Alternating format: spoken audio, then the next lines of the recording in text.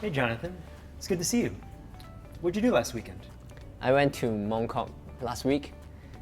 There have a lot of people there and it is very crowded. I not like window shopping there. I think I get what you mean, but there's a few small grammar errors we can correct. It sounds like you're thinking in Cantonese and translating directly into English. 好多人喺條街唔係用 there have 咩？ English and Cantonese, we use there in different kinds of ways. So it sounds like you mean there like a place. 嗰度有好多人. But in English, not only we use there to talk about a place, 嗰度, we also use it to mean have. So there are lots of books in the library. 圖書館有好多書. There is, there are, there was, there were. They all mean have. So if lots of people were in the street in Bangkok yesterday, we could say there were too many people in the street. But if you really want to tell us where, 嗰度, then you can put an extra there at the end of the sentence. There were too many people in the street there. 明白。咁如果我用 I not like 解我唔中意得唔得呢？ Here again, English and Cantonese, the sentence structure is a little bit different. If we want to use not to make a negative, we need to use another kind of verb. We need to use an auxiliary verb.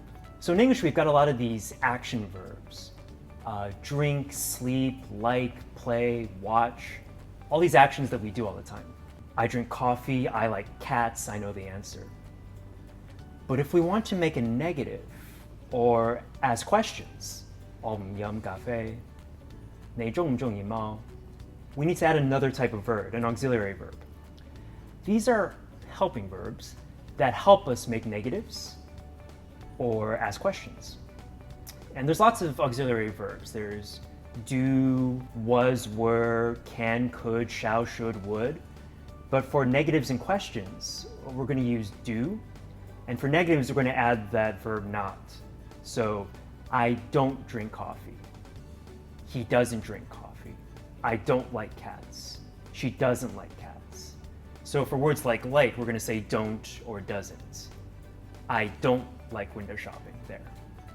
其實港式英文都好容易見到啦。咁你有冇聽到其他常見嘅港式英文？ There's this one. There's is difficult or are difficult, is hard or are hard. So sometimes you hear, students are hard to study at home. And the Cantonese works. 學生好難喺屋企學習. But look at what the English says. Students are hard. That doesn't make sense. Hard means difficult. But students are not difficult. Students are not hard. 咁如果 students hardly study at home 又啱唔啱？ That's a good idea, the adverb hardly. But in English, hardly means something different.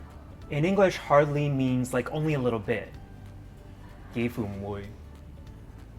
學生喺屋企幾乎唔會學習. That's a different meaning, so we're going to have to change the sentence. So let's think, what's hard? Are the students hard? Is it home hard? No, it's studying. Studying at home is hard. 乜嘢好難? 喺屋企學習好難. So we can say studying at home is hard for students, or studying at home is difficult for students. 咁不如試下用 it is 啦。It is hard for students to study at home. Yeah, that works. And we can do the same thing with the opposite adjective. So instead of hard or difficult, we can say easy.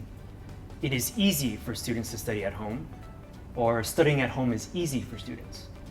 Learning English is hardly difficult if we don't translate the sentence directly from Cantonese. Yes, well said. Thank you.